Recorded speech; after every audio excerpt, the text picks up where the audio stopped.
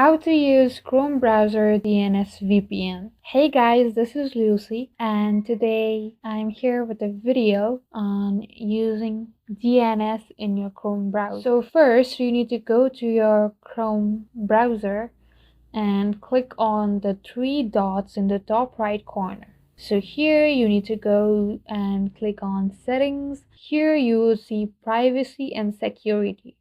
So click on that. Here, if you scroll down, you will see Use Secure DNS. So click on that. First, you need to enable this Use Secure DNS in order to click these options. So enable that. Here, click on this arrow and choose Cloudflare option. And that's how you use a DNS in your Chrome browser. Thank you guys for watching. Like and subscribe for more tutorials, and I'll meet you guys in the next video.